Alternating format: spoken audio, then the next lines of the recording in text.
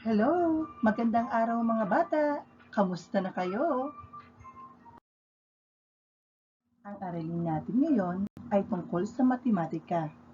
Unang baitang, Quarter 1, Week 3.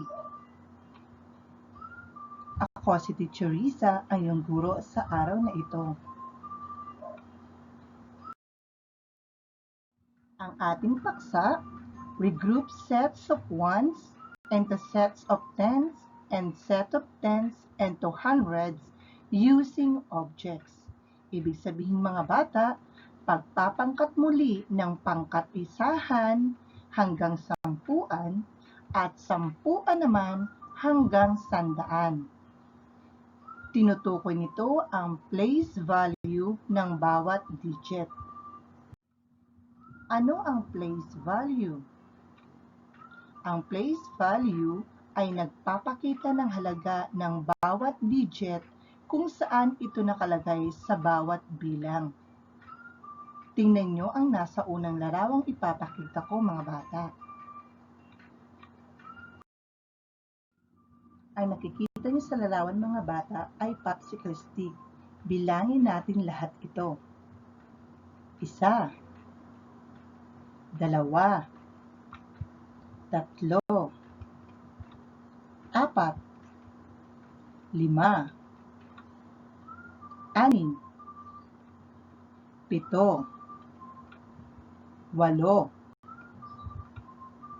6, 7, 8, 9, 10, 11, 12.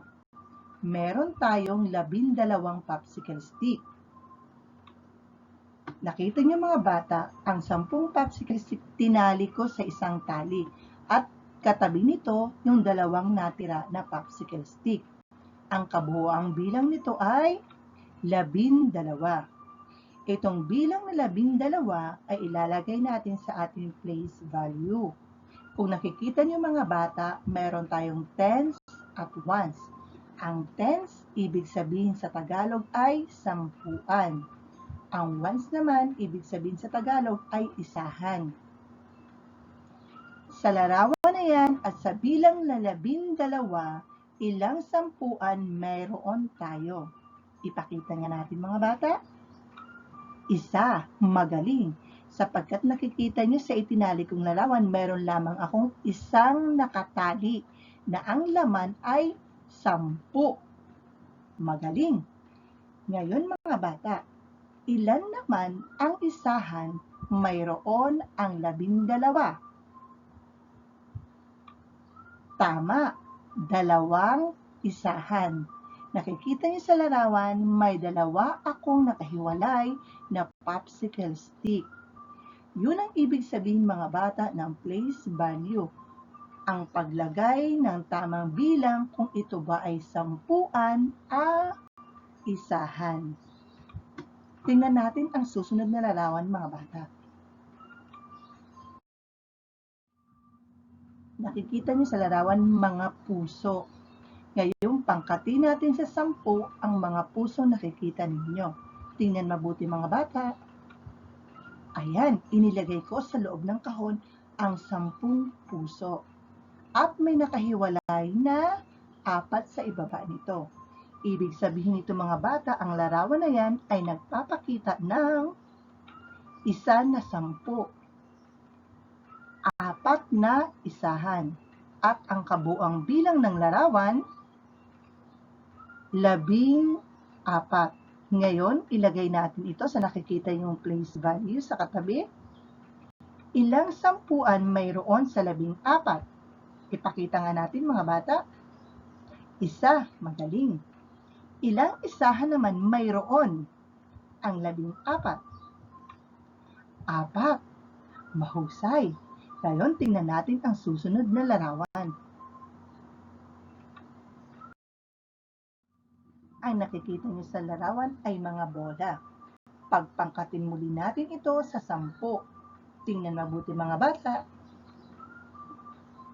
1, 10. Ikalawang 10.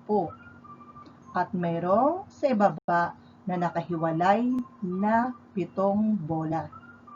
Ibig sabihin nito mga bata, ang larawan na ito ay nagpapakita ng 2 na 10 na tig-10 at 7 na isahan. Ang kabuuang bilang nito na nasa larawan ay 27. Ang bilang 27 ilalagay natin sa ating place value. Ilang sampuan meron sa bilang na 27? Ipakita nyo nga mga bata.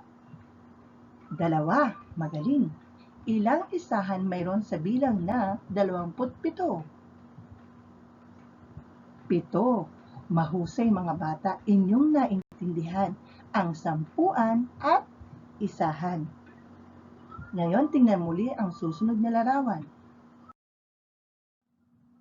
Ito ang kasunod na larawan mga bata. Ang nakikita niyo dyan ay mga boxes or kahon. Sa isang hanay, may mga kahon na pinagpatong-patong. Bilangin nga natin kung ilan lahat itong kahon na nagpatong-patong. 1, 2, 3, 4, 5, 6, 7, 8, 9, 10. Yung nakahiwalay ng mga kahon, bilangin natin 1, 2, 3, 4, 5, 6, 7, 8, 9. Ano ang ibig sabihin ng larawang inyong nakikita? Ang larawan na yan ay mayroong 1 na 10 at 9 na isahang nakahiwalay na kahon. Ilan lahat ang kabuuang bilang nito? Ito ay 19. Ngayon, ipakita nyo nga mga bata kung paano ang paglagay ng 19 sa ating place value. Saan ilalagay ang sampuan at saan ilalagay ang isahan? Sa 19 na bilang, ilang sampuan mayroon ito? Ipakita nyo nga mga bata. Magaling. 1. Ilang isahan mayroon ito? 9. Mahusay mga bata. Ibig sabihin, ang 19 na bilang ay mayroong isang sampuan at 9 na isahan. Ngayon, tingnan niyo muli ang susunod na larawan. Ayan, marami na ang nakikita ninyo na nakapatong-patong na kahon. Tulad kanina na binilang natin, ang isang mahabang nakapatong or longs ng tinatawag ay mayroong 10 bilang.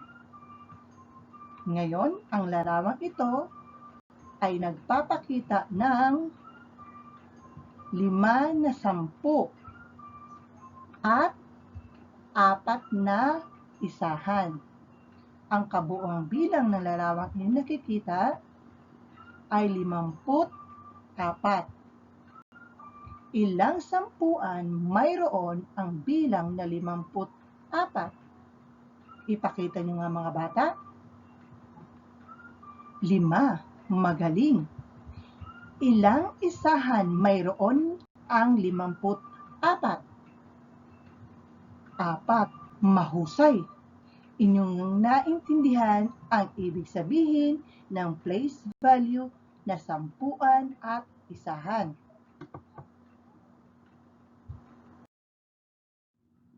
Ito ang kasunod na larawan. Bilangin niyo mabuti mga bata kung ilan lahat ang nakikita nyo na nasa larawan. Ngayon, ipakita nyo nga ilang 10 or tigsa 10 mayroon ang larawang ito. 8 na 10. Magaling. Ilang isahan naman ang nakikita nyo sa larawang ito? 6 na isahan.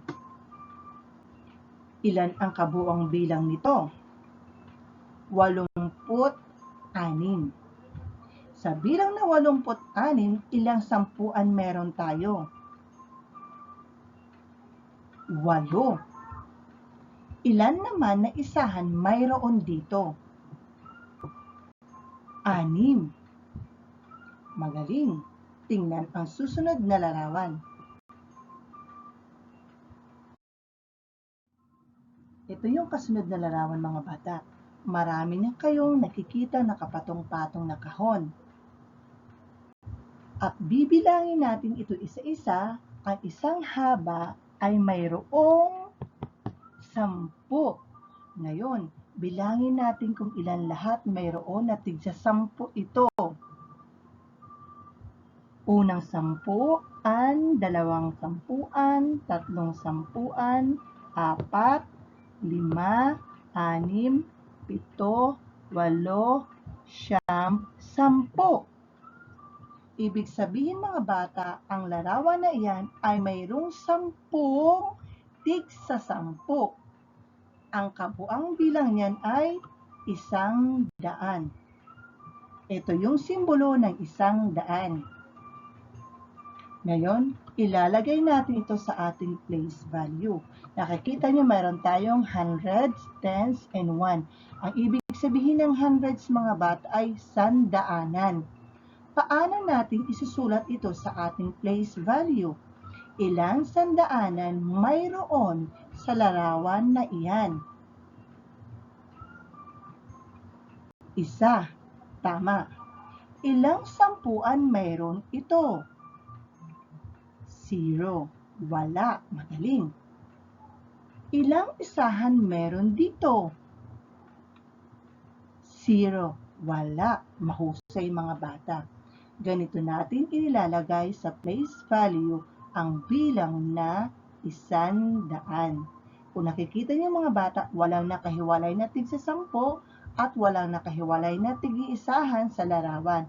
Kung kaya't ang nakalagay natin, 100, 0 na sampuan, at 0 na isahan. Ngayon, tingnan nyo ang susunod na larawan. Ito ang kasunod na larawan mga bata. Nakikita niyo sa larawan na mayroon tayong isang malaking buong maraming nakapatong-patong na kahon. Kanina, napag-aralan natin na ang ganito karaming buong kahon or flat ay mayroong bilang na 100. At meron din nakahiwalay. May 2 tigsa 10 nakahiwalay at mayroong 3 na isahan na nakahiwalay. Kung kaya't ang kabuang bilang nito mga bata ay 123.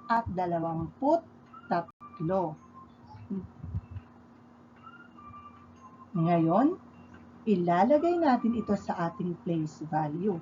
Ilan sandaanan mayroon ang larawan na ito? 1. Ilang 10 mayroon? 2. Ilang isahan mayroon ito? 3. Magaling mga bata. Ibig sabihin, ang bilang na 123 ay mayroong 1 sandaanan, 2 sampuan, at 3 isahan. Mahusay mga bata. Ngayon, tingnan nyo ang kasunod. Tingnan ang may salangguhit na digit sa bawat bilang. Ano ang place value ng may salangguhit na digit? Ito ba ay sandaanan, sampuan, o isahan? Sa unang bilang ang nakikita nyo ay 19. At ang digit na may salangguhit ay 9. Ano ang place value ng 9? Ito ba ay sandaanan, sampuan, o isahan? Ipakita nyo nga inyong sagot mga bata. Isahan. Tama. Ang digit na 9 ay nasa place value ng isahan. Sa ikalawang bilang, ito ay 71. At ang may salangguhit na bilang o digit ay 7. Ano ang place value ng may salangguhit na bilang? Ipakita nyo ngayon yung sagot mga bata. Sampuan. Magaling. Sa ikatlong bilang, ito ay 200, 46. Ang may salong guhit na digit ay 4.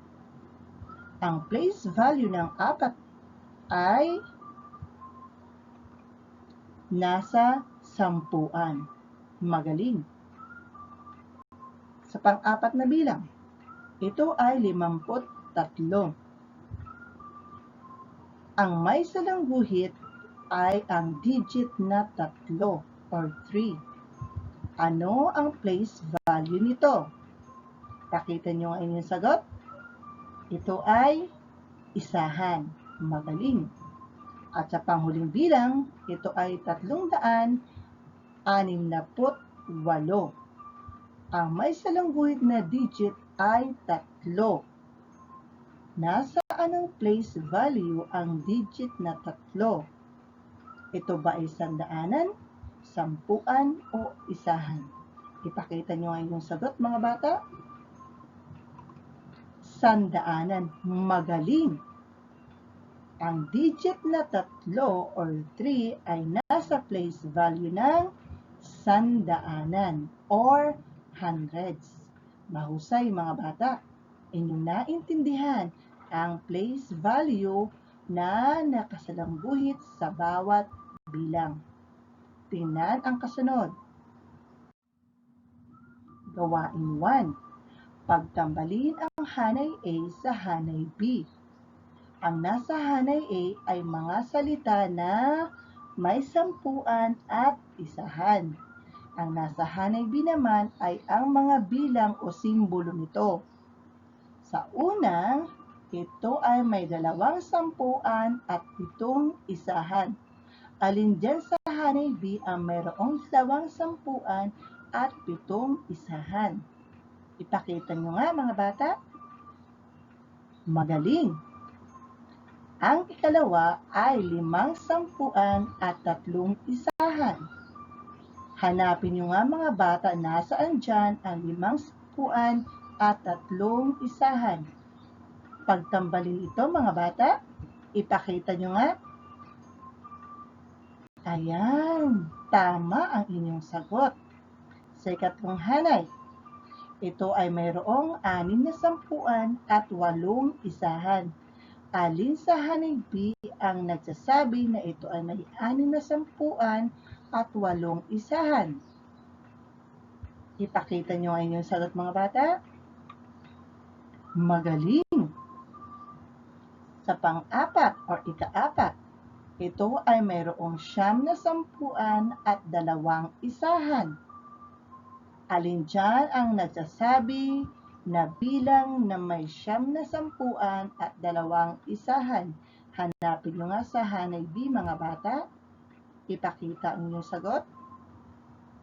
Ayan, tama ang inyong isinagot. At sa panghuling bilang, ito ay 8 sampuan at 5 isahan. Nasaan dito ang 8 sampuan at 5 isahan? Ipakita nyo nga, mga bata. Magaling. Inyo ngang nagawang maayos ang unang gawain. Ngayon, tingnan natin sa ikalawa. Ikalawang gawain. Pakinggan mabuti ang panutong aking babasahin, mga bata. Ilang sampuan at isahan mayroon sa bawat larawan. Isulat ang iyong sagot sa loob ng bawat kahon.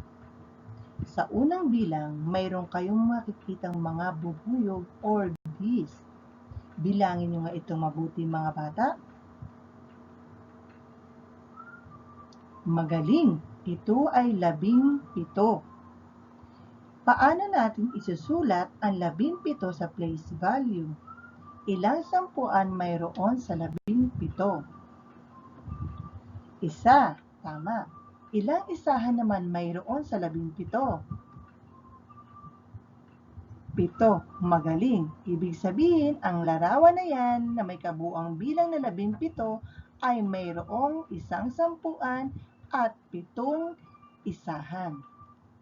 Sa ikalawang bilang, mga bata, ang nakikita nyo ay mga lollipops. Bilangin mabuti kung ilan lahat ang lollipops na nakikita ninyo. 35. magaling. Ilang sampuan mayroon sa bilang na 35? Tatlong sampuan at 5 isahan. Magaling mga bata. Ang kasunod na bilang. Ilan lahat ang nakikita niyo sa larawan? Sa bilang 3. 24. Magaling. Ilang sampuan mayroon sa 24? 2. Ilang isahan mayroon sa 24? 4. Magaling mga bata.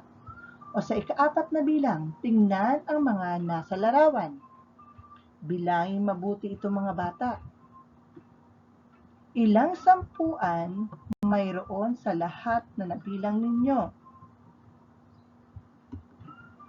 4. Ilan ang isahan na nakikita ninyo sa larawan? 1. Magaling. Ang kabuuang bilang ng mga larawang nakita nyo ay 41. Na ang ibig sabihin mayroong itong 4 na sampuan at 1 isahan. Magaling mga bata. Ang kasunod na gawain, tingnan mabuti. Ikatlong gawain. Ilang sandaanan, sampuan at isahan mayroon sa bawat larawan. Isulat din ang kabuuang bilang nito. Isusulat nyo ang kabuuang bilang sa loob ng bilog. Tingnan mabuti mga bata ang nasa larawan at bilangin ito ng maayos. Ngayon, ilan ang kabuuang bilang ng mga nasa larawan? Ipakita nyo nga ang iyong sagot.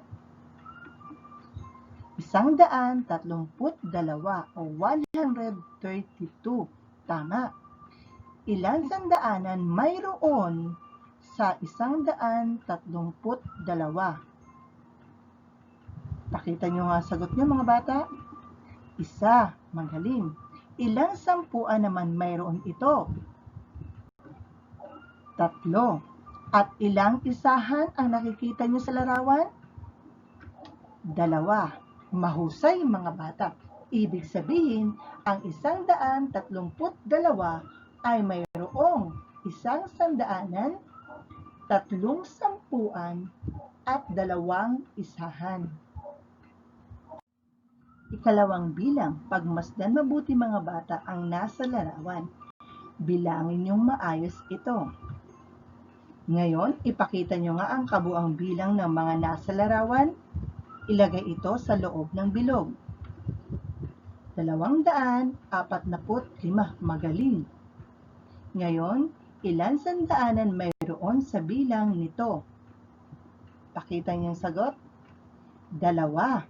Ilang sampuan naman meron ito? 4. At ilang isahan mayroon sa larawan? 5. Magaling. Ibig sabihin mga bata, ang larawan na yan na may kabuang bilang na 245 ay mayroong 2 sandaanan, 4 na sampuan, at 5 isahan. Ngayon, ang panghuling bilang, tingnan niyo mabuti mga bata. Ikatlong bilang, tingnan mabuti ang mga nasa larawan mga bata. Bilangin ito ng maayos. Ipakita nyo nga ang kabuang bilang nito. Isulat ito sa loob ng bilog. Tama, ito ay may kabuang bilang na 457. Ilang sandaanan ang nakikita nyo sa larawan? Ito ay mayroong bilang na 4. Ilang sampuan naman mayroon dito? 5. Magaling. At ilan isahan? 7. Mahusay mga bata. Ibig sabihin, ang 457 ay may katumbas na 4 na sandaanan, 5 sampuan, at 7 isahan. Mahusay mga bata, inyong naunawaan at nasagutan ng maayos ang ating mga gawain. Hanggang sa muli nating aralin mga bata, Paalam!